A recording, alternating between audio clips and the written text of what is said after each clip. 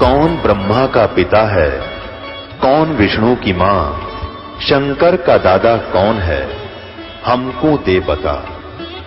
ये जानने के लिए कृपया सुनिए। जगत गुरु तत्वदर्शी संत रामपाल जी महाराज के अमृत वचन सर्व पवित्र धर्मों के पवित्र शास्त्रों के आधार पर। गीता ज्ञानदाता अपने से अन्य किसी परमेश्वर की शरण में जाने को कह रहा है, तो वो परमेश्वर सतलोक में शाश्वत स्थान में सनातन परम धाम में रहता है और वहां से वो चलकर आता है यहां संसार के अंदर अपनी ही जानकारी वो स्वयं बताने के लिए। तो इस लीला अनुसार परमात्मा सन 1398 में बनारस यानी काशी शहर के बाहर एक तालाब था, उसका नाम है लहर तारा तालाब। उसके अंदर कमल के फूल के ऊपर आकर विराजमान हुए, एक नवजात शिशु का रूप धारण किया। वहां से एक नीरू नीमा नाम के जुलाहा दंपत्ति थे, उनका कोई संतान नहीं थी। वो प्रतिदिन स्नान के लिए वहां जाया करते थे। जून का महीना था, पूर्णमासी का दिन, सुबह ब्रह्म मुहूर्त में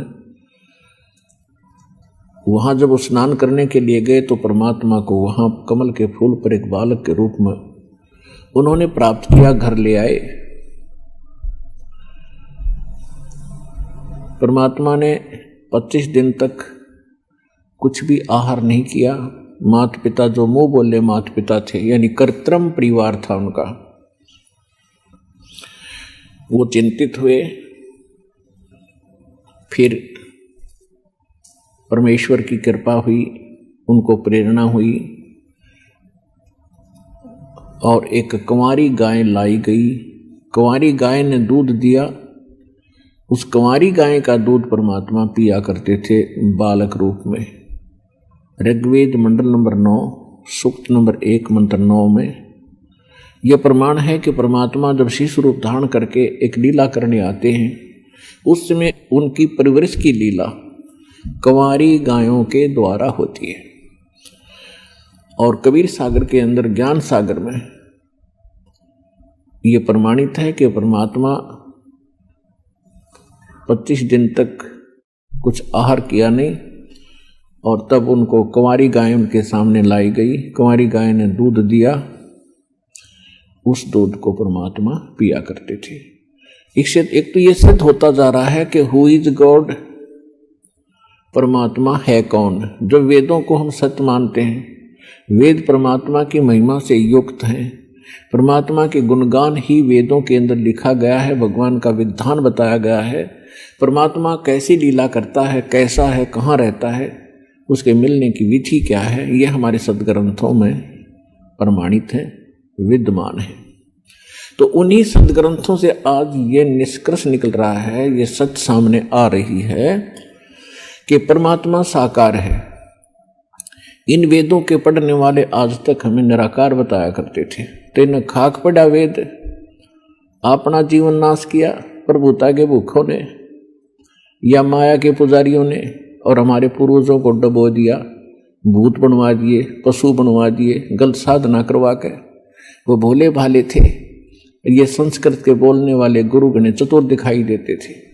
उन्होंने सोच लिया था कि बड़े विद्वान हैं, संस्कृत भाषा बहुत जानते हैं, सदग्रंथों को ठीक से जाना होगा, समझा होगा, लेकिन उनको कै भी पता नहीं था उन हमारे धर्म गुरुओं को, हमारे सदग्रंथों का, और ना उनका कोई अपना अनुभव था, जिस कारण से इन्होंने सारा ज्ञान उलट बता दिया। उस ज्ञान को सीधा करने में हमें कितना संघर्ष करना पड़ रहा है। 120 वर्ष परमात्मा रह गए, चले गए, किसी ने नहीं सुना वो क्या कहा करते थे। वो 600 वर्ष पहले बताया करते थे कि 3 देव की जो करते भक्ति उनकी कदे ना हो मुक्ति। और इसी बात का इतना भयंकर विरोध करवा दिया था धर्म गुरुओं ने। परमात्मा के साथ 100 सितम किए, ऐसे कैर ढाए, कलेजा मुंह को आता है उनकी लीलाओं को देखकर। वो हमारे लिए भटक रहे थे, हम उनके पीछे पड़ गए। तू जुलाहा है, तू धाणक है, क्या जाने भगवान के बारे में। तेने क्या पता सदग्रंथों का? जो परमात्मा ने 600 वर्ष पहले वो ज्ञान दिया था वो लिपिबद्ध कर दिया गया आदरणीय धर्मदास साहिब जी के द्वारा। और आज वो ज्ञान जो भगवान बताया करते थे आज हमारे सदग्रंथों में ज्यों का तो मिला। तो इससे सिद्ध है कि जो हमारे धर्म गुरु थे वो हमारे सिलेबस से, हमारे दातुम ग्रंथों से अपरिचित थे, बिल्कुल महामूर्ख थे वे। जो टीचर अपने सिलेबस से परिचित नहीं है तो टीचर नहीं, वो तो महामूर्ख व्यक्ति है, विद्यार्थियों का नाशक है। तो कहने का भाव ये है कि जब परमात्मा 5 वर्ष के हुए, 5 वर्ष की आयु में 104 वर्ष के आयु के एक विद्वान पंडित ब्राह्मण स्वामी रामानंद जी को परमात्मा ने ज्ञान के अंदर पराजित कर दिया।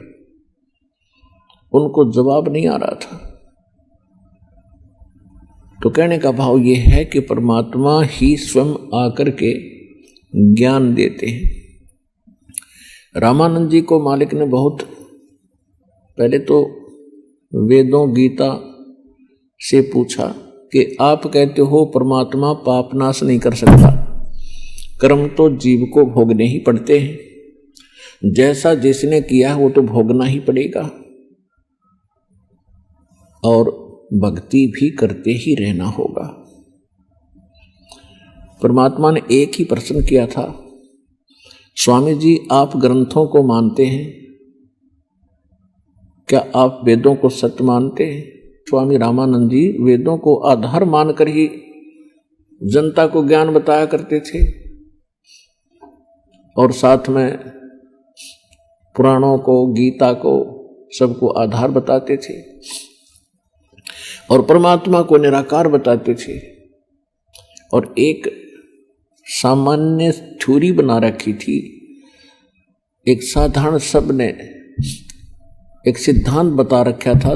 पहले तो अपने जंतर मंत्र बताते हैं, ये कर लो, वो कर लो, ये जाप कर लो, ये हवन करवा दो, इतना दान कर दो, गंगा में स्नान कराओ, प्रयाग में पिंड भरवा दो, पेवा पिंड भरवा दो। जब सारा कुछ करवा कर थक जाते हैं, कुछ राहत नहीं मिलती, फिर लास्ट में कहते हैं ये तुम्हारे प्रारब्ध के अंदर लिखा हुआ संस्कार है, ये तो भोगने से ही कटेगा,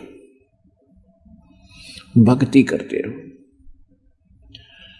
अब यहां आकर के परमात्मा का जो ज्ञान है ये सीधा करता है प्रत्येक पहलू को। परमात्मा ने कहा कि यदि भक्ति करने वाले भक्त को और संकटों ने घेर रखा है, आपकी क्रियाओं से राहत मिली नहीं, तो वो संकट तो उसके ऊपर ज्यों का त्यों है, वो पीड़ित है, दुखी है। तो भक्ति करेगा कैसे, उसका विश्वास कैसे बनेगा परमात्मा के ऊपर कि कोई परमात्मा शक्ति है।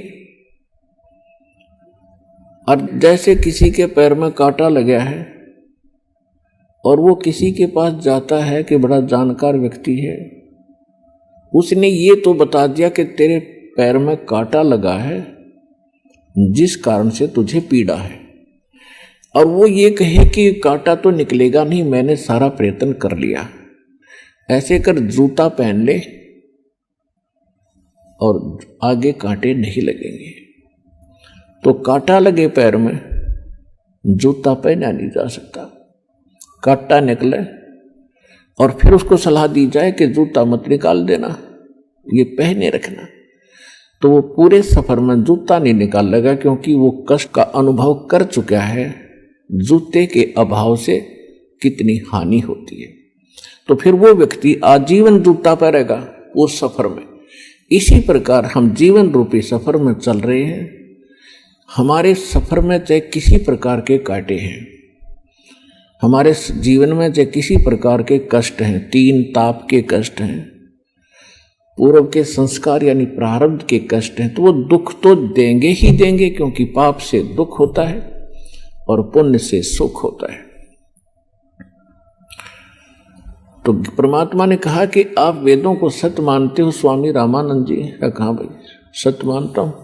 तो यजुर्वेद अध्याय नंबर 8 के श्लोक नंबर 13 में 6 बार लिखा है कि परमात्मा घोर पाप का भी नाश कर देता है यदि उसकी साधना सत्य हो और पूर्ण परमात्मा की भक्ति हो। अब बुद्धिमान लोगों को समझाना आसान होता है। स्वामी रामानंद जी चारों वेदों को कंठस्थ याद किए थे। 104 वर्ष की आयु हो गई थी। 16 वर्ष की आयु से उन्होंने संन्यास ले लिया था और ब्राह्मण के घर जन्म था, तो बचपन से ही वेदों, गीता और पुराणों का अध्ययन स्वाध्याय वो किया ही करते थे। उनको कंठस्थ याद था कि यजुर्वेद अध्याय नंबर 8 के मंत्र नंबर 13 में ऐसा ही लिखा है। तो ऐसे गर्दन हिला रहे थे स्वामी जी। तो फिर परमात्मा से उन्होंने पूछा कि जो साधनाएं हम बताते हैं इनसे कोई राहत हो नहीं रही और वेद कुछ और कहते हैं, हमारा अनुभव उन पर खरा नहीं है, इसका कारण क्या है? तो परमात्मा ने कहा, आपका इष्ट देव कौन है? परमेश्वर कबीर जी ने पूछा कि आपका पूज्य देव कौन है? स्वामी जी ने कहा कि मेरा पूज्य देव भगवान विष्णु है और इनके समांतर हम भगवान शंकर और गणेश, दुर्गा आदि को भी आदर से और पूज्य ही मानते हैं। लेकिन मैं वैष्णव साधु हूं, वैष्णव पंथ से जुड़ा हूं, मेरा इष्ट विष्णु जी है। विष्णु जी सतगुण है। परमात्मा ने पूछा, हाँ सतगुण कहो और चाहे विष्णु जी कहो एक ही है, ठीक है। तो परमात्मा ने कहा, आप विष्णु जी, ब्रह्मा जी, शिव जी को क्या मानते हो? स्वामी जी ने कहा कि ब्रह्मा जी की जन्म मृत्यु होता है, इनकी आयु 100 वर्ष की है, ये फिर पुनः जन्म ले लेते हैं, तुरंत उसी रूप में आ जाते हैं, जैसा उनको अज्ञान पढ़ा रखा था, सुन रखा था। लेकिन भगवान शंकर और भगवान विष्णु ये अजरो अमर है और भगवान विष्णु ही 3 लीला करता है। रजोगुण युक्त होकर ये सृष्टि रचते हैं, सतोगुण युक्त होकर के ये पालन करते हैं और तमोगुण युक्त होकर के ये संहार कर देते हैं। ये स्वयं ही सब कार्य करते हैं। ये अजरो अमर है, अविनाशी है। अब परमेश्वर 500 वर्ष के और महात्मा जी 104 वर्ष के। परमात्मा कहते हैं, देवी भागवत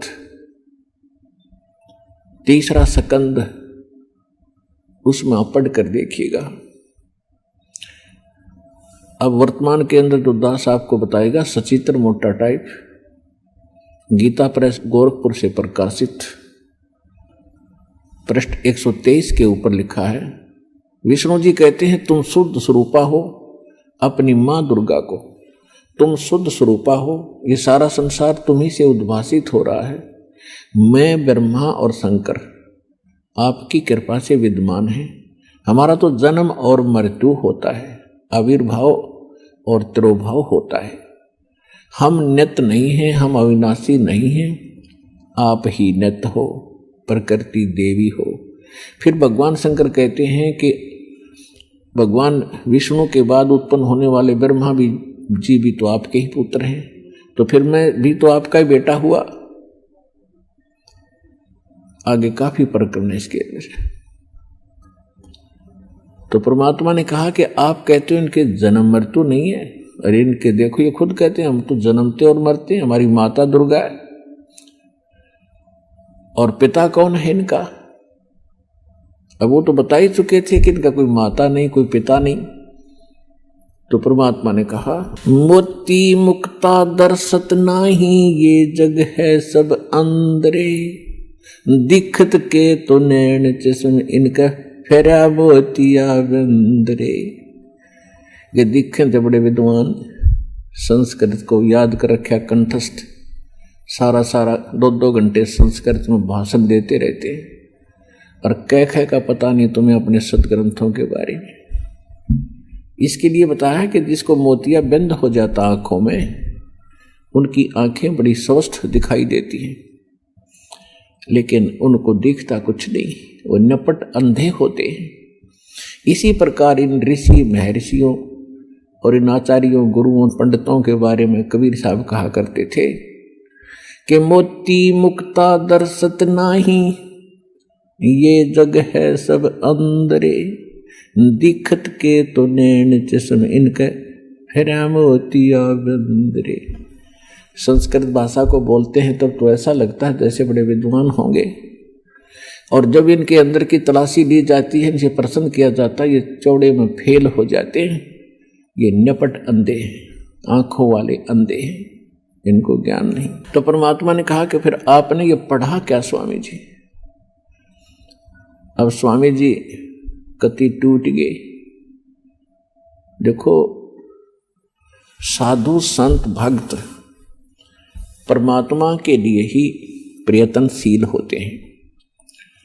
जो भक्त हैं उनको भी भगवान की तलाश है, इसलिए वो किसी गुरु के पास गए हैं, और गुरु जो पद पे प्राप्त बैठा है वो भी तो भगवान के लिए ही घर से निकला है, उसने प्रयत्न प्रारंभ किए हैं तो परमात्मा के लिए किए हैं। आज ठीक है वो गुरु पद पर बैठ गया और बहुत से यशस्वी हो गए हैं, तो उसने पुनः विचार करना पड़ेगा, क्योंकि उसको परमात्मा की आवश्यकता है। यदि उसका मार्ग गलत है तो आज भी ठीक किया जा सकता है उसको, और यदि आज भी ठीक नहीं करेगा अभी अपने अभिमानवश, तो वो दूना दोषी होगा। वो इस कैटेगरी का होगा कि जानबूझ साची तजय करे झूठ तेने, और ताकि संगत है प्रभु सौपन में भी ना दे। वो कृतघ्नी व्यक्ति होगा, चाहे वैसे गुरु बना बैठा है, जिसको ये पता लग गया तेरा ज्ञान गलत, तेरा नाम गलत, तेरी साधना गलत, और वो फिर भी हार मानने को स्वीकार तैयार नहीं है, यानी फिर भी ये नहीं कहता अपने शिष्यों को कि अभी मेरा मार्ग गलत है, तो वो कृतघ्नी प्राणी बताया है। उसके विषय में कहा है कि जानबूझ साची तजय और करे झूठ तेने, और ताकि संगत है प्रभु सौपन में भी नहीं दे। इसे नालायक आदमी की तो सौपने में भी भेंट नहीं होनी चाहिए इसके साथ। और जो उनके फंसे बैठे हैं भोली श्रद्धालु, अब उन्होंने स्वयं सोचना पड़ेगा। अगर वो गुरु होगा और भगवान की खोज में होगा तो पहले वो कहेगा अपने शिष्यों को, क्योंकि जो दास ज्ञान देता है सबसे पहले खटक उन गुरुओं को लगती है, क्योंकि उनके विषय में बोला जा रहा है कि उसका ज्ञान गलत, राधा स्वामी पंथ का ज्ञान गलत, उनके नाम गलत, उनकी साधना गलत। धन धन सतगुरु सच्चा सौदा सिरसा और जगमाल वाले के बारे में कहा जा रहा है, उनका नाम गलत, उनका ज्ञान गलत, उनकी भक्ति गलत, उनका रास्ता गलत। और जितने भी ये ब्रह्मा विष्णु महेश के पुजारी, आसाराम सुधांशु जी, ये कुमार स्वामी, ये इनका सारा मार्ग गलत, और ये तीन देव की भक्ति करते हैं, इनमें जीव का मोक्ष नहीं। तो इनको सबसे पहले इस बात पर जोर देना चाहिए। ये क्यों कह रहा है रामपाल दास? इसका उद्देश्य क्या है?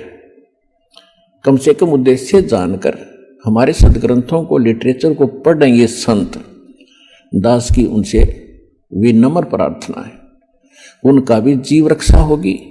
उनके अंतर्गत जो भोले श्रद्धालु फंसे पड़े हैं उनको संत मान के, संत वही होता है जिसके पास पूर्ण ज्ञान हो, और साधना ठीक है नहीं तो भक्त नहीं है, ना वो गुरु है, वो तो एक अपना जीवन नाश कर रहे हैं।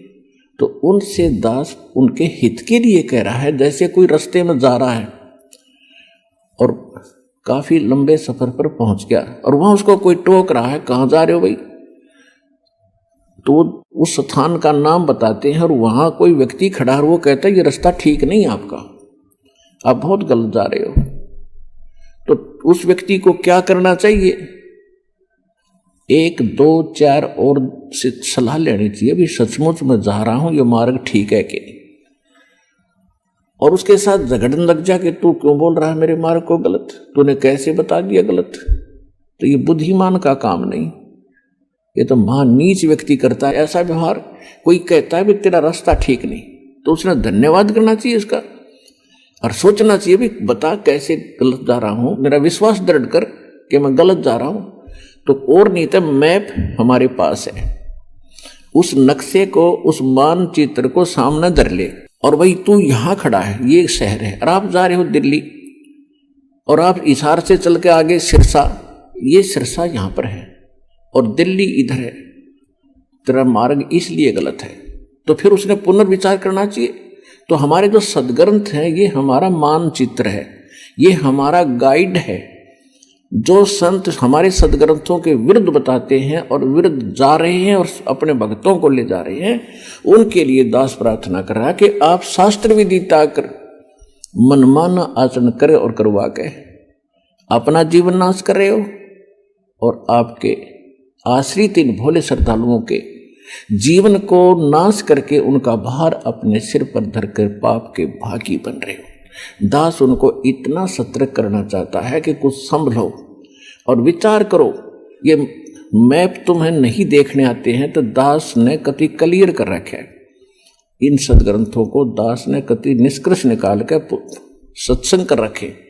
इनको संत भी सुने, उनके चेले भी सुने, अगर उनका समझ में आओ तो ग्रहण करें, ना कोई जोर जबरदस्ती नहीं। वैसे ही किसी के साथ झगड़ा कर लेते हैं, तुमने ऐसे गलत क्यों कह दिया, पहले देखो गलत क्यों कहा। तो ये तो एक सभ्यता, एक नेक व्यक्ति के लक्षण। और एक बेमतलब उसको सच्चा रास्ता दिखावे, उसके भले में कहे, उसके साथ वो झगड़ा करता है तो कहते हैं कहे भली माने बुरी। और यही परीक्षा नीच आदमी की यही परीक्षा होती है कि उसके भले की कहेंगे तो उसको हानि करता है। कबीर साहब कहते हैं कि साच कहूं तो जग नहीं माने और झूठा जगपतियासी। अगर साच कहूं तो ये जग नहीं मानता, इन झूठों की बात पर विश्वास किए बैठे हैं। तो दास का जो उद्देश्य है, कहने का भाव ये था, परमात्मा और स्वामी रामानंद जी की जो चर्चा चल रही थी, जब स्वामी जी हर तरह से फेल हो लिए, उनकी हर बात को परमात्मा ने हर पॉइंट को कैंसिल कर दिया, तो परमात्मा ने कहा कि आप विष्णु जी के उपासक हैं, आप कहाँ जाओगे स्वामी जी। अब स्वामी रामानंद जी कहते हैं कि मैं स्वर्ग लोक में जाऊंगा। स्वर्ग लोक में कितने दिन रहोगे दाता। अविद्वान पुरुष थे, तुरंत मान गए, श्रेष्ठ बता दिया कि जब तक मेरे पुण्य या भक्ति कर्म जो मैं कर रहा हूं, साधनाएं, ये पुण्य मेरे साथ रहेंगे तब तक मैं रहूंगा स्वर्ग में। उसके बाद यानी विष्णु जी के लोक में रहूंगा। परमात्मा बोले जब आपके पुण्य समाप्त हो जाएंगे स्वामी जी, फिर कहां जाओगे। फिर स्वामी जी ने कहा कि पता नहीं कहां जाना होगा। तो फिर ये क्या उद्देश्य लेकर आप भक्ति कर रहे हो। उसके बाद परमात्मा कहते हैं मैं बताता हूं आप कहां जाओगे। यहां पर आपकी जो साधना आप कर रहे हो, ब्रह्म तक की साधना, पर ब्रह्म तक की साधना, एक पार ब्रह्म यानी पूर्ण परमात्मा को छोड़कर अन्य जिस भी देव को इष्ट मानकर आप भक्ति करते हो, उनको क्या लाभ होगा। किया हुआ वर्क डन मिलेगा, किया कर्म प्राप्त होगा। और यहां दोनों कर्म बनते हैं, पुण्य कम बनते हैं, पाप घने बनते हैं। ये अक्षित्र ऐसा है। जैसे पृथ्वी ऊपर पग जो धारे, करोड़ जीव एक दिन में मारे। एक दिन में करोड़ों जीवों को मारकर आप घर बैठते हो, किस लिए, अपने पेट के लिए। तो यहां दोनों कर्म आपके सुरक्षित हैं, पुण्य भी और पाप भी। पुण्य भी ऐड होते हैं, जुड़ते चले जाते हैं पुण्यों में, और पाप जुड़ते चले जाते हैं पापों में। तो यहां पाप घने होते हैं, पुण्य कम होते हैं। पुण्य तो करने से होते हैं, पाप स्वतः होते हैं। श्रीमद् भगवत गीता अध्याय नंबर 16 के श्लोक नंबर 23 और 24 में कहा है कि जो शास्त्र विधि को त्याग कर मनमाना आचरण करते हैं, मनमाने मंत्र जाप करते हैं, मनमानी पूजाएं साधनाएं करते हैं, नकली गुरुओं के पास जाकर भक्ति कर रहे हैं, उनको न तो कोई सुख हो सकता और न उनकी गति हो सकती और न उनको कोई सिद्धि हो प्राप्ति होगी। अर्थात यूजलेस, व्यर्थ कति जीवन नाश हो रहा। आज आप देख रहे हो पूरे विश्व में, ये अभिमान की बात ना समझना, ये ज्ञान की बात समझना, पूरे विश्व में सतलोक आश्रम बरवाला जिला हिसार हरियाणा के अतिरिक्त कहीं शास्त्र अनुकूल साधना नहीं है, सब मनमाना आचरण करें। तो जो साधनाएं वो कर रहे हैं उनसे लाभ तो होना ही नहीं, क्योंकि शास्त्र विरुद्ध है और पाप डेली हो रहे हैं। 70 ब्राह्मण की है हत्या, जो चौका तुम देवो नेता। ब्राह्मण सेंस हत्या जो होई, जल स्नान करत हो सोई। पृथ्वी ऊपर पग जो धारे, करोड़ जीव एक दिन में मारे। तो यहां पुण्यात्मा इस विचार करना पड़ेगा, आपको परमात्मा ने शिक्षित इसीलिए बनाया है। शिक्षा हम पढ़ रहे हैं, ग्रहण कर रहे हैं, एक रोजी रोटी का उद्देश्य लेकर हम सभी अपने बच्चों पे बेटा बेटियों को पढ़ा रहे हैं कि शिक्षा ग्रहण करें और आगे नौकरियां प्राप्त करें कि रोजी रोटी ठीक चले। ये भी दास आपको बता दे, 1 करोड़ स्टूडेंट विद्यार्थी प्रतिवर्ष शिक्षा पूरी करके फील्ड में आ जाते हैं। इन कितनों को नौकरी मिलती है? 1% को। 1 लाख मुश्किल से, और बाकी 10 लाख मान ले, 90 लाख तो फिर भी अपना वैसे ही काम करते हैं जो आम हम बिना शिक्षा ग्रहण किया करते थे। तो ये परमात्मा ने लालच देकर आपको पढ़वा दिया, और इस शिक्षा का केवल काम है कि आप भगवान को पहचान लोगे। अपने सदग्रंथों को, अपने घर में दबे खजाने को तुम खुद खोज लोगे। आप भिखारी बने फिरो थे, पूर्व पश्चिम उत्तर दक्षिण फिरदा दाणे दाणे नू। सर्व कला सतगुरु साहेब की, हरि आए हरि आने नू। कि तुम एक पेट के लिए पता नहीं कहां कहां भटक रहे हो, और जब हमें सत साधना मिल जाएगी तो भगवान का विधान है आपका बरकत शुरू कर देगा, आपके घर भर देगा। जब आपकी नीयत भर जाएगी तो आपका घर भर गया, और आपके आए हुए संकटों का निवारण करेगा। लाखों रुपये बीमारियों पर लग रहे थे, हजारों रुपये बीड़ी तंबाकू शराब, महीने में 10-10 हजार रुपये खराब कर देते थे, वो बचत होगी। और फिर हम बेमतलब की परंपराएं बनाए बैठे हैं, इनको खत्म करेंगे। हम भगत बनकर जिएंगे, तभी हम आगे सफर पर बढ़ेंगे। तो प्रसंग चल रहा, उसी पर आते हैं। अब हम सदग्रंथों को स्वयं समझ रहे हैं और तब हम आगे बढ़ रहे हैं, और आपको विश्वास बहुत आसानी से हो रहा है। तो परमात्मा उनको बता रहे हैं, पुण्य तो करने से बनते हैं, पाप अपने आप बनते हैं। यहाँ का ये व्यवस्था ऐसी है। आपको बता दिया कि आप सुबह से लेकर शाम तक पेट के लिए या वैसे किसी काम वश जाते हो, तो एक दिन में हजारों जीवों को मारकर उनका पाप अपने सिर धर लेते हो, वो आपके बैड अकाउंट में। आपने पुण्य क्या किया सारा दिन में हिसाब लगा लो, और करते हो तो शास्त्रविद त्याग का मनमाना आचरण करते हो, उसका विशेष बेनिफिट आपको मिलना नहीं। तो वो थोड़ा बहुत पुण्य करते हो, कहीं छोटा मोटा कोई भंडारा कर दिया, पक्षियों को पशुओं को कोई दाना वगैरह डाल देते हो, छोटी मोटी कोई धर्मशाला प्याऊ बनवा दी, या कहीं कोई भंडारा कर दिया, कंबल बांट दिए, ये छोटे मोटे पुण्य हैं। ये भी शास्त्र विरुद्ध है। जो मूल उद्देश्य मनुष्य का वो सफल नहीं होता इनसे। अब जैसे जमीन है, 1 एकड़ जमीन, उसमें फसल पैदा करने के लिए गेहूं बाजरा ज्वार जो हमारी जीवन रक्षक है, हमारे जीवन की जो आवश्यकता है, उसको प्राप्त करने के लिए उस 1 एकड़ जमीन को कितनी बार तो बाना पड़ता है, संवारना पड़ता है। हमारे यहाँ हरियाणा क्षेत्र के अंदर जो विशेषकर नहरी स्थान है, उसमें तो कम से कम 6-6 बार हल से, ट्रैक्टर से उसको संवारा जाता है 1 एकड़ जमीन को। तो स्वयं किया, वो भी पैसे लगे अपनी मजदूरी, या किसी ट्रैक्टर से उसको संवारा तो उससे भी पैसे लगे। फिर उसके अंदर बीज डाला, गेहूं चने बाजरा ज्वार का जो भी हमने क्रॉप बीजनी है, फसल बीजनी है, वो भी पैसा लगा।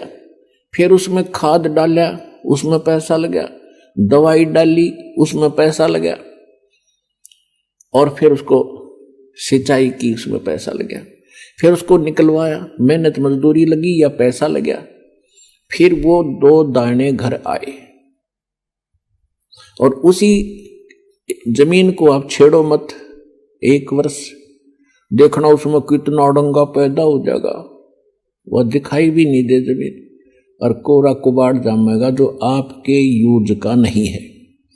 इसी प्रकार ये हमारा शरीर रूपी एक पृथ्वी है जहां हम रह रहे हैं। इस लोक में पाप तो अपने आप होते हैं बगैर किए, और पुण्यों को करने के लिए एक विधान है। जैसे फसल तैयार करने के लिए सारा प्रोसेस अपनाना पड़ता है, सारा तरीका अपनाना पड़ता है, विधि, तो तब वो गेहूं प्राप्त होता है, तब वो व्यक्ति सुरक्षित होता है, आवश्यक वस्तु से प्राप्त होती है। तो कहने का भाव ये है पुण्यात्माओं, तो परमात्मा ने कहा तुम कौन राम का जपते जापम, तात कटे न ये तीनों तापम। तुम किस राम का भजन करते हो जिस कारण से आपकी साधना से, आपके द्वारा बताए गए इस मंत्रों से आपके अनुयायियों को लाभ नहीं हो रहा। आप उन भगवानों की भक्ति कर रहे हो जो आपकी किस्मत में लिखे हुए उन पापों का वो नाश नहीं कर सकते। और वेद बताते हैं परमात्मा घोर पाप भी नाश कर दे। तो इससे सिद्ध है आपको वो परमात्मा मिला नहीं है जिसकी तरफ वेद संकेत करते हैं। इति सिद्ध।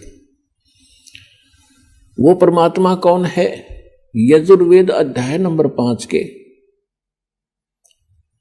और श्लोक नंबर 32 में कहा है, उसी कसी माने वो पूर्ण शांतिदायक है। गीता अध्याय नंबर 18 के श्लोक नंबर 62 में गीता ज्ञानदाता कहता है कि अर्जुन तू सर्वभाव से उस परमेश्वर की शरण में जा, उसकी कृपा से तू परम शांति को और सनातन परम धाम को यानी शाश्वत स्थान को, अविनाशी स्थान को, सत्यलोक को प्राप्त होगा, परम शांति को प्राप्त होगा। अब वेद क्या बताते हैं? यजुर्वेद अध्याय नंबर 5 श्लोक नंबर 32 में कहा है, उसी कसी यानी जो पूर्ण शांतिदायक है। कबीरसी वो कबीर है, वो कबीर परमात्मा है। वेदों में उसको कबीर देव कहते हैं, हम उसको कबीर साहब कहते हैं, और कुरान शरीफ में उसको अल्लाहु अकबर कहा है। वो कबीरसी बमभारी असी, वो कबीर परमात्मा है जो बमभारी माने बंधनों का, अरी माने शत्रु, जो बंधनों का शत्रु है। अंगारी असी जो पाप नाशक है, पापों का शत्रु। अग माने पाप, अरि माने शत्रु, जो पापों का शत्रु है, जो पाप नाशक है। और बमभारी जो कर्म बंधनों, जो हमारे, क्योंकि हम संस्कार से यहाँ फंसे हैं, हमारे संस्कार यहाँ पर हैं, तभी हम उन संस्कारों से जन्म मृत्यु में लगे हुए हैं। कभी किसी से हमारा संयोग है, किसी के हम पुत्र बन गए, किसी की पुत्री बन गए, किसी के पति बने, किसी की पत्नी बने। तो ये संस्कार हमारे जो हैं, इनके कारण हम बंद में हैं, और ये काल की बंद है, कैद है, बंदी ग्रह है। तो फिर परमात्मा खुद बताते हैं कि बंदी छोड़ हमारा नामम, अदर अमर है अस्थिर ठामम। अमर करूं सतलोक पठाऊं, ताते बंदी छोड़ कहाऊं। अमर करूं, तुम्हें यहां सदा के लिए सुखी कर दूंगा, जन्म मृत्यु से रहित कर दूंगा, तुम्हारे सब पापों का नाश करूंगा, सब संस्कार और बंधन यहां से समाप्त कर दूंगा, इसलिए मैं बंदी छोड़ कहलाता हूं। अनंत कोट ब्रह्मांड में बंदी छोड़ कहाँ आए, सो तो एक कबीर हैं जो जननी जने नमाए। आदरणीय गरीबदास साहिब जी गांव छुरानी जिला झज्जर वाले हरियाणा वाले को परमात्मा मिले थे। 10 वर्ष की आयु थी तब उनकी। किसान के घर जन्म था, जाट जाति में खेतों में अपना पशु चरा रहे थे, गव्वें चरा रहे थे। वहां परमात्मा आए सतलोक से, जैसा उनके नियम में है, अच्छी आत्माओं को मिलते हैं, उनको अपने ज्ञान से परिचित कराते हैं, सतलोक ले जाते हैं। सतलोक ले जाकर के आदरणीय गरीबदास साहिब जी को वापस छोड़ा, उनको मृत जान करके शमशान घाट पर रख दिया था, चिता के ऊपर रख दिया था। जब चिता के ऊपर वो सचेत हुए, उठ कर चले, तो उनको आभास हुआ कि सचमुच मैं कहीं और देश में गया था। अन्यथा वो सोच बैठते, घर पर स्वप्न होता तो सोचते मैं स्वप्न देखकर आया हूं। घर में हाहाकार मचा था, रिश्तेदार इकट्ठे हो गए थे और उनको चिता के ऊपर रख दिया गया था। तब उनको सचमुच वो एकदम दृश्य सारे सत्य महसूस हुए और परमात्मा ने उनके अंतःकरण में वो यथार्थ ज्ञान योग उनका खोल के और वो फीड कर दिया था, यथार्थ ज्ञान उनके अंदर भर दिया था। परमात्मा के ज्ञान से, परमात्मा के से प्राप्त दिव्य दृष्टि से गरीबदास साहिब जी ने फिर बताया, अनंत कोटि ब्रह्मांड का एक रति नहीं भारे, सतगुरु पुरुष कबीर हैं ये कुल के सिरजनहार। यानी हमारे सदग्रंथ बताते हैं कबीर इज गॉड, आंखों देखा वो महापुरुष बताते हैं Kabir is God. Who Kabir, वो कौन कबीर? अनंत कोट ब्रह्मांड का एक रति नहीं भारे, सतगुरु पुरुष कबीर हैं ये कुल के सिरजनहार। हम सुल्तानी नानक तारे दादू को उपदेश दिया, जात जुलाहा भेद न पाया वो काशी माहे कबीर हुआ। अब स्पष्ट भी कर दिया कि हु कबीर, जो काशी में जाति जुलाहा धानक रूप में रहा करते थे, वो है वो भगवान सिरजनार। हम सुल्तानी नानक तारे दादू को उपदेश दिया। गरीबदास साहिब जी कह रहे हैं कि मुझे और अब्राहिम सुल्तान अधम, एक मुसलमान राजा था इराक देश का, उसको और आदरणीय दादू साहिब जी को, आदरणीय नानक साहिब जी को हम सुल्तानी नानक तारे और दादू को उपदेश दिया, जात चुलाहा भेद नहीं पाया वो काशी माहे कबीर हुआ। अब स्पष्ट कर रहे हैं गरीबदास साहिब जी कि मुझे पार किया, दादू साहिब जी को पार किया, नानक जी को पार किया। अब दादू साहिब जी को परमात्मा ऐसे ही मिले थे जैसे गरीबदास साहिब जी को मिले थे। 7 वर्ष की आयु थी, जंगल में बच्चों में खेल रहे थे। एक साधु संत यानी जिंदा महात्मा का रूप बनाकर परमात्मा वहां आए, बच्चों से एक बात की, दादू जी को वहां लेकर गए, आत्मा को सतलोक के अंदर ऊपर के सब ब्रह्मांड दिखाए। दादू जी 3 दिन और 3 रात तक बेहोश रहे, अचेत रहे। सारे नगर में हाहाकार माच गई, गांव के अंदर रिश्तेदार इकट्ठे हो गए, ना मर रहा है, ना जी रहा है, ना खा रहा है, ना पी रहा है, कोमा के अंदर चला गया। अब सांस चल रही है, मर्त भी नहीं कह सकते। तीसरे दिन परमात्मा ने उनको आत्मा को वापस छोड़ दिया। तब उठकर उन्होंने कहा था, जिन मुझको निज नाम दिया सोए सतगुरु हमार, दादू दूसरा कोई नहीं ये कबीर सिरजनहार। उसके बाद नानक साहिब जी को भी परमात्मा मिले थे बेई नदी के ऊपर। सुल्तानपुर एक शहर है, अब पश्चिमी पाकिस्तान के अंदर है। पहले ज्वाइंट भारत था सारा ही। तो वहां वो नौकरी करते थे एक राजा के घर, नवाब के यहाँ मोदी खाने में। नानक जी प्रतिदिन स्नान करने के लिए जाते थे। जो सुल्तानपुर के साथ से एक नहर बह रही है, दरिया नदी, वहाँ एक घाट बना हुआ था, वहां स्नान करने जाते थे। वहां परमात्मा उनको 2 बार मिले। पहली बार तो वो अपने आप जैसे यहाँ काशी में रहते थे उस रूप में गए। दूसरी बार फिर वो जिंदा महात्मा के रूप में उनको उसी स्थान पर मिले। उनको दरिया के अंदर स्नान करने के लिए डुबकी लगाने की बहाना करके 3 दिन तक अदृश्य कर दिया, कहीं और स्थान पर उनके शरीर को रखकर। सतलोक के अंदर लेकर गए। तीसरे दिन ऊपर के सब ब्रह्मांड और सब कुछ दिखाकर अपना सचखंड सतलोक उनको वापस छोड़ दिया। तीसरे दिन जब नानक साहिब जी वापस आए और फिर उनको बताया गया था नानक साहिब जी को सतलोक के अंदर कि मैं काशी में दुल्हा रूप में रहता हूँ, कबीर मेरा नाम है और रामानंद जी मेरे गुरु हैं वहां पर। अब आदरणीय नानक साहिब जी की यह बात समझ में कम आई कि परमात्मा और धानक रूप में कहे वहां मैं दुल्हे रूप में रहता हूं और उधर से कहते हैं रामानंद जी मेरा गुरु है, तो भगवान का गुरु की क्या आवश्यकता है। तो ये असमंजस के कारण जब वो वापस आए तो उन्होंने पहली उदासी यानी पहली यात्रा, उदासी मीन संसार से उदास होकर के, ये संसार उनको फिर नकली दिखाई दिया, ये अस्थायी स्थान दिखाई दिया, हमारा वास्तविक स्थान नहीं है। जिस कारण से जगत से उदास होकर नौकरी त्याग कर नानक साहिब जी ने पहली यात्रा, पहली उदासी काशी की। अब वो उन्होंने जो ज्ञान प्राप्त हुआ था उसके आधार से अन्य भी किसी ब्राह्मण से, किसी मुल्ला और काजी से प्रश्न करते थे कि परमात्मा कौन है, कैसा है।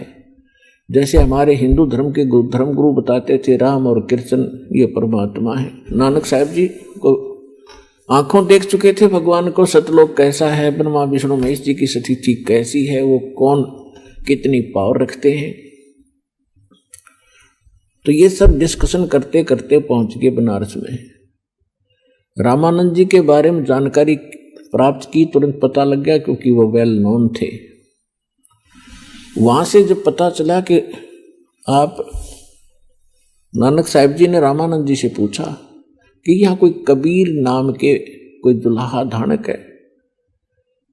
अब रामानंद जी की आंखों में आंसू आ गए, क्योंकि अब रामानंद जी की कथा को पूरा करेंगे थोड़ा सा हिंट में। अब रामानंद जी क्योंकि परमात्मा से परिचित हो चुके थे उनको, तो रामानंद जी ने एक सेवक भेज दिया नानक जी के साथ अपने आश्रम से, वहां जहां कबीर परमात्मा बैठकर जुलाहे का काम कर रहे थे, खड्डी में कपड़ा बुने थे। अब नानक जी को लेकर के वो सेवक यानी दास भगवानों का, और वहां पहुंचा जहां परमात्मा कपड़ा बुन रहे थे, अपने कुटिया में बैठे थे अपनी झोपड़ी के सामने।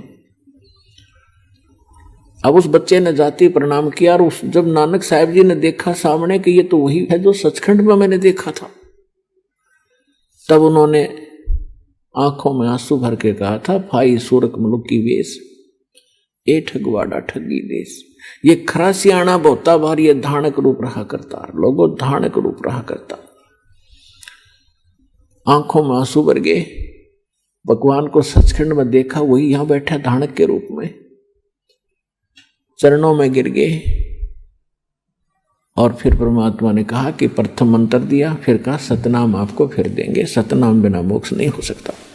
तो नानक साहिब जी ने सचखंड में जो देखा था भगवान, वही देखा जब यहाँ पर, तो कहा था वाहे गुरु सतनाम श्री वाहे गुरु, यानी सतनाम मिले अरियो गुरु, वाह गुरु तेरी वाह गुरु, यानी धन्यवाद करते हुए कहा कर वाह वाह वाह भाई वाह, बड़ा यानी उत्तम वस्तु को, और साथ में धन्यवादात्मक जो है ये एक सामूहिक शब्द है, वाह वाह वाह गुरु और सतनाम श्री वाहे गुरु। सतनाम, तो सतनाम दो अक्षर का, जिसमें एक ओम अक्षर है और एक और सांकेतिक है, जिनको सतनाम प्राप्त है उन बच्चों को पता है।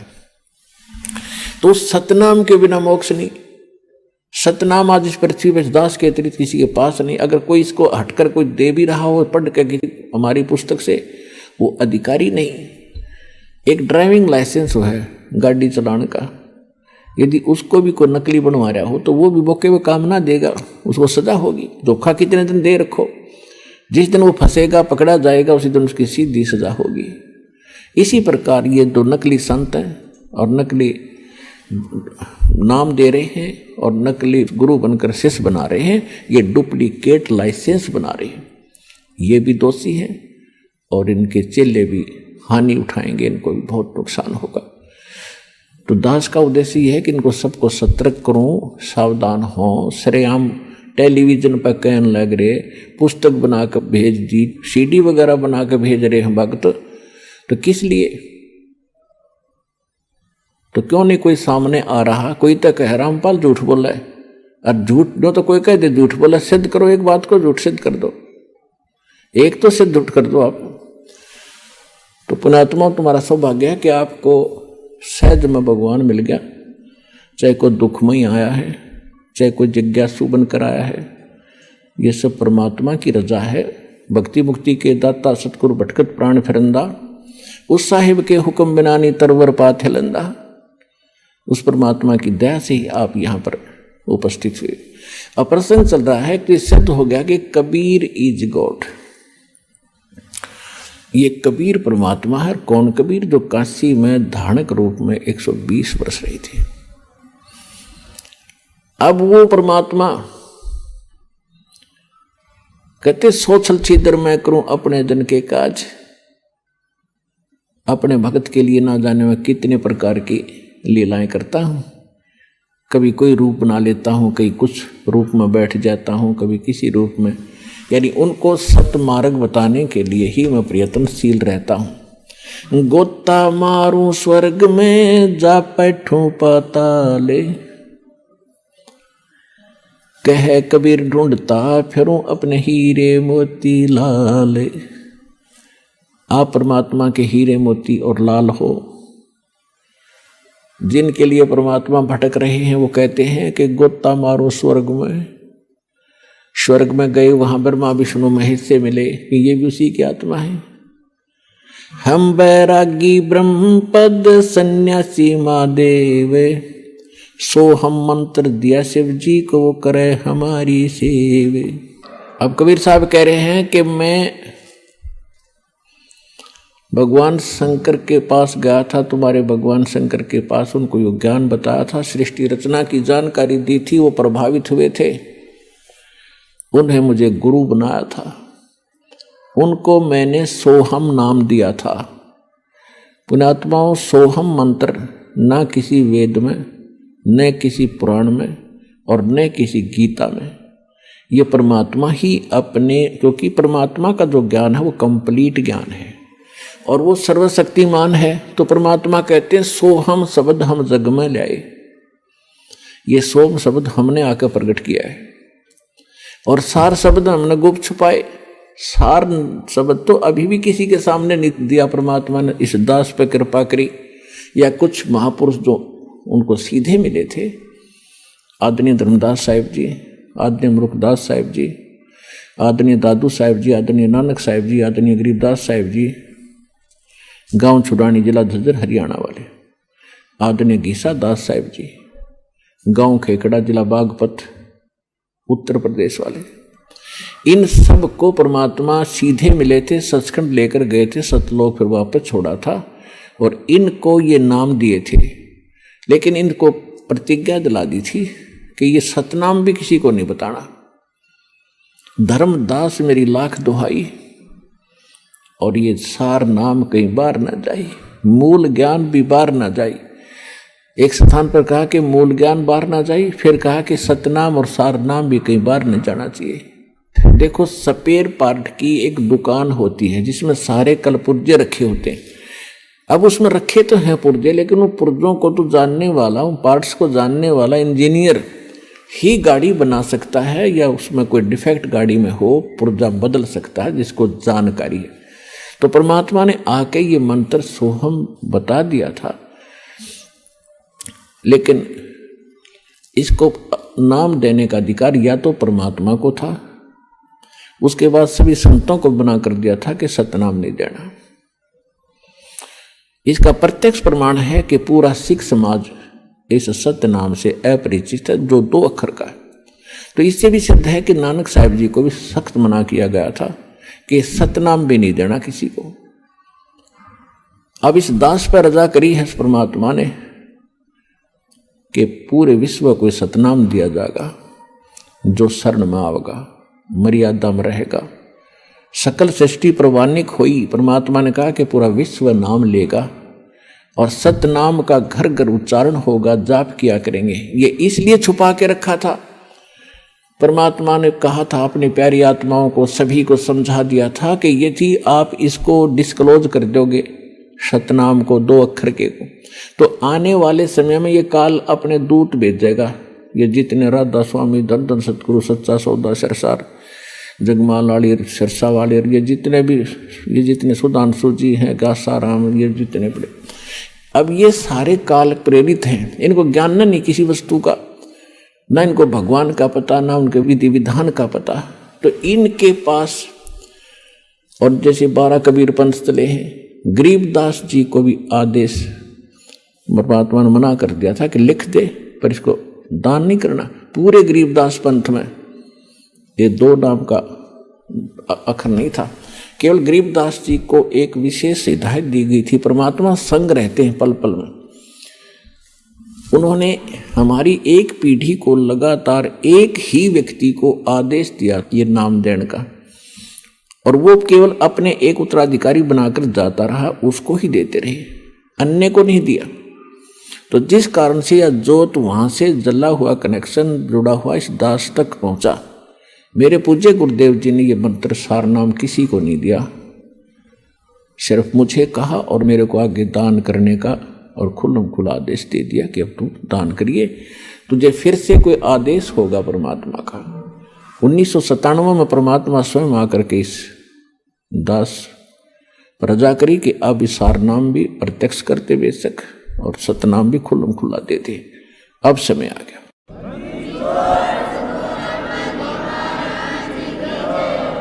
आइए अब हम उन श्रद्धालुओं के अनुभव जानते हैं जो जगत गुरु तत्वदर्शी संत रामपाल जी महाराज जी से दीक्षा प्राप्त कर चुके हैं तथा उनके द्वारा बताए गए भक्ति मार्ग पर चल रहे हैं। बहन जी नमस्कार। जी सत साहिब जी क्या नाम है आपका? अमृत कौर आलूवालिया नाम है मेरा। अमृत कौर जी कहाँ से आए आप? मैं पूना से हूँ, महाराष्ट्र। संत रामपाल जी महाराज से कब जुड़े आप? मैं 4 जून 2013 को जुड़ी थी संत रामपाल जी महाराज। संत रामपाल जी महाराज जी से नाम दीक्षा लेने से पहले आप क्या भक्ति साधना करते थे? देखिए, मैं सिख परिवार से बिलोंग करती हूँ, इसीलिए गुरु ग्रंथ साहिब जी को मैं मानती थी। तो जो हमारे शास्त्रों में लिखा हुआ है, जो हमारे ग्रंथ में, हम उसको मानते थे, लेकिन उसमें जो लिखा है वो मुझे कभी समझ नहीं आया। तो जब हम संत रामपाल जी महाराज जी का ज्ञान हमने सुना और उनसे जुड़े, तो गुरु ग्रंथ साहिब जी में हमें क्या दिखाया है, क्या लिखा है और हमें कैसी भक्ति करनी, वो हमें संत रामपाल जी महाराज जी ने बताया। संत रामपाल जी महाराज से कैसे जुड़े आप? संत रामपाल जी महाराज जी से मैं ऐसे जुड़ी, मैं कॉलेज का लास्ट ईयर कर रही थी, तब मुझे मेरे हस्बैंड के वहाँ से रिश्ता आया था। तो वो 13 साल से जुड़े हुए संत रामपाल जी महाराज जी से। तो उन्होंने पहले तो हमें बताया, जब देखने आए, कि हमें दहेज में कुछ नहीं चाहिए। तो ये सुन के मेरा पूरा परिवार शॉक्ड हो गया था, क्योंकि हमने अपने मतलब जब तक के लाइफ में अभी तक कभी नहीं देखा कि दहेज नहीं मांगा है। तो हमारे फैमिली में सबसे बड़ा शौक तो ये था कि क्यों ऐसे। तो हमने सोचा कि लड़के में तो कोई प्रॉब्लम नहीं, या कुछ प्रॉब्लम तो, लेकिन जब हमने उनका ज्ञान समझा तो हम बहुत शॉक्ड थे। मेरी बहनें भी हैं, तो उनकी जब शादी हुई थी तो मम्मी डैडी ने बहुत दहेज दिया था। तो मुझे आज भी याद है, मतलब मेरे मम्मी डैडी बहुत ही मतलब कर्जे में जा चुके थे उसके लिए, क्योंकि एक बेटी की शादी करना आज के ज़माने में बहुत छोटी बात नहीं है। वो बहुत माँ बाप को पता है और उनके परिवार को पता है वो कितनी बड़ी बात होती है। तो मेरे शादी में कोई दहेज नहीं लिया गया।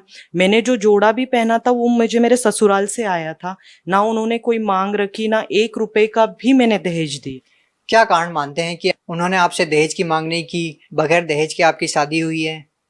ये संत रामपाल जी महाराज जी का ही निर्मल ज्ञान है, जिन्होंने हमारे समाज को बताने की कोशिश की और हमारे भक्तों को बताया कि बेटी को बेटी बनाकर ही लाना है, बहू बनाकर नहीं। तो ये दहेज प्रथा इसलिए हमारे संत रामपाल जी महाराज जी ने बंद की है। समाज सुधार में यदि बात की जाए किसी भी संत की या महंत की, तो संत रामपाल जी महाराज का सबसे पहले नाम आता है, क्योंकि आज जो नशा हिंदुस्तान में तेजी से बढ़ रहा है उस पर संत रामपाल जी महाराज ने ब्रेक लगा दिया है और बहुत सारे लाखों लोगों का नशा उन्होंने छुड़ा दिया है। आपके साथ ऐसा कोई अनुभव हो, आपके परिवार में ऐसा कोई अनुभव हो कि संत रामपाल जी महाराज ने आपके परिवार से किसी भी व्यक्ति का नशा छुड़वाया हो? सबसे बड़ा लाभ परमात्मा ने जैसे ही नाम लिया ये दिया, मेरे माता पिता और मैं और मेरे चाचा चाची हम लोग ये राधा स्वामी से जुड़े हुए थे। तो वहां पर सत्संग में जाते थे लेकिन कोई ज्ञान नहीं था। मतलब मैं जाती थी लेकिन मुझे वहां का ज्ञान नहीं समझ आता था कि क्या ज्ञान देना चाहते वो। वहां पर बताया जाता था कि आप परमात्मा आपको परीक्षा लेने के लिए भेज रहे हैं, फिर उसके बाद में आपको परीक्षा देनी है, शरीर चेंज का आना है। मतलब ये इसका कोई मीनिंग नहीं, मीनिंगलेस था मेरे लिए ज्ञान। तो मेरे डैडी फिर भी नशा करते थे, वहां पर बताया जाता था नशा नहीं करो, लेकिन मेरे डैडी ने नहीं छोड़ा। जैसे ही संत रामपाल जी महाराज जी से हम जुड़े, वो दिन और आज का दिन है, हमें भक्ति ये नाम दीक्षा लेकर आज 4 साल हो चुके हैं पूरे। मेरे डैडी ने फिर से कभी सिगरेट की तरफ या शराब की तरफ देखा भी नहीं है। आखिर लोग जब दूसरे पंथों में होते हैं, दूसरे संतों से जब नाम दीक्षा लेते हैं, तो उन मर्यादाओं का पालन क्यों नहीं करते? और जब संत रामपाल जी महाराज से नाम दीक्षा लेते हैं और नाम दीक्षा लेते हैं और नशा छोड़ देते हैं, नाम दीक्षा लेते हैं और दहेज देना बंद कर देते हैं, ऐसा कैसे है? ये हमारे संत रामपाल जी महाराज जी पूर्ण परमात्मा है, और जो इनका ज्ञान है ये निर्मल ज्ञान है और शास्त्रों के अनुसार भक्ति बताते हैं। तो जैसे इस ज्ञान को हम समझते हैं, विद प्रूफ्स देखते हैं, हमें तुरंत हमारी आत्मा को पता चलता है कि ये ज्ञान जो है ये निर्मल है और ये ज्ञान 100% प्योर ज्ञान है। ये ज्ञान हमें और कहीं नहीं मिलेगा। तो जितना हो सके इस भक्ति को करके मोक्ष प्राप्ति का है। अभी जैसे मैं कॉलेज लाइफ में थी, तो जो कॉलेज लाइफ है, education, youngsters only knows the word is enjoyment, they don't know भक्ति। तो यंगस्टर्स को होता है कि भक्ति की एक एज होती है, जो कि बहुत ही गलत है। मैंने अपने जीवन के 23 साल वेस्ट किए हैं, तो मैं जानती हूँ कि भक्ति में आने के बाद भी मैं आज पछताती हूँ कि मैंने अपने 23 साल क्यों वेस्ट किए, मुझे परमात्मा जल्दी क्यों नहीं मिले। फिर भी नो अदर देन लेस परमात्मा मुझे मिल गए, और आज मैंने जो अपना कॉलेज के बाद की जो लाइफ है, परमात्मा ने इतने अच्छे से, क्योंकि एक हस्बैंड होता है, एक लड़की की हमेशा अरमान होते कि हस्बैंड उनको जो शराब ना पिए, जो उनके साथ मारपीट ना करे और जो उनका ख्याल रखे, ऐसा होने चाहिए। तो संत रामपाल जी महाराज जी के अनुयायी है, जो भगत है, वो बिल्कुल भी शराब, मांस, तंबाकू जैसे चीजों को हाथ भी नहीं लगाते, देखते भी नहीं है। तो एक लड़की के लिए और क्या चाहिए? आज हमारे कॉलेज में हम देखते हैं ड्रग्स, कोकेन, सिगरेट, डिस्को जाना, पब्स जाना, यही फैशन में है। तो एक्चुअली मैं यंगस्टर्स को ये बताना चाहती हूँ कि हमारी लाइफ बहुत थोड़ी है, हमें इस लाइफ में जितना जल्दी हो सके भक्ति करके जुड़ना है, वो भी सही भक्ति करके जुड़ना है। जब हम भक्ति करेंगे तब परमात्मा हमें मोक्ष का मार्ग दिखाएंगे और हमें मोक्ष मिलेगा। बिना भक्ति के कोई भी मार्ग में मोक्ष नहीं है। आप भगत समाज को क्या संदेश देना चाहेंगे, खासकर उन युवा लोगों को जो आज के दिन इस भौतिकता के युग में आध्यात्मिक मार्ग से बहुत दूर हो गया है? जी, मैं उनको, यंगस्टर्स को, सारे यंगस्टर्स को एक ही प्रार्थना करना चाहती हूँ कि देखिए, भक्ति की कोई एज नहीं होती। जब भी परमात्मा मिले, सच्चा ज्ञान मिले, जो कि संत रामपाल जी महाराज जी का ज्ञान है, we should just grab the opportunity, because ये अपॉर्चुनिटी बार बार नहीं मिलती। आज हम जब देखते हैं यंगस्टर्स को कि कब मौत हो जाए, ना जाने काल की कर डारे, किस विधि पलट जाए पासावे, जिन्हां दे सिर ते मौत खड़क दी, उन्होंने केड़ा हासावे। ये गुरु नानक जी ने बताया था कि मौत तो कभी भी आ सकती है। तो हम इस संसार में जहाँ इतने दुख है, वहाँ क्या खुशी मना रहे, किस बात की? क्योंकि जाना तो एक दिन है ही, ये निश्चित है। दिस इज ट्रू फैक्ट कि हमें मौत आनी है। बिना भक्ति करके जाने से तो बेटर है कि हम भक्ति करके जाए। तो हमारे यंगस्टर्स को एक ही मैसेज देना चाहती हूँ, जितना जल्दी हो सके आप इस ज्ञान से जुड़े, परमात्मा के लाभ उठाएं और मोक्ष की प्राप्ति करें। बहुत बहुत धन्यवाद जी, सत साई।